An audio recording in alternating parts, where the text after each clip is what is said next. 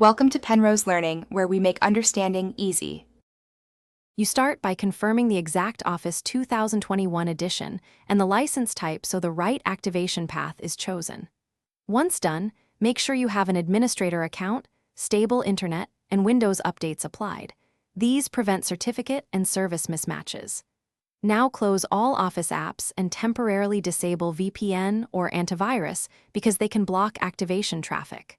Finally, open Command Prompt as admin to prepare for the first fixes. This gives you direct control to run activation repair commands. Next, you run built-in repair to restore corrupted Office files. Start with quick repair and escalate to online repair if problems persist, because online fetches fresh components.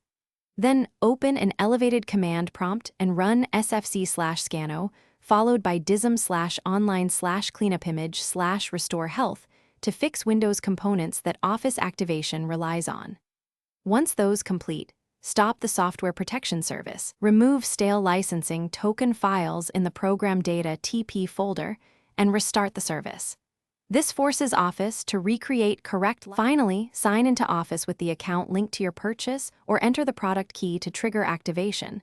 This tells Microsoft which license to apply. If activation still fails, run the Office software protection platform scripts like OSP. VBS to view license status and use SLMGR. VBS for Windows activation checks, because mismatched Windows activation can block Office. Troubleshooting tip: if you hit persistent errors, note the exact error codes and run the Microsoft Support and Recovery Assistant or Contact Support with those codes.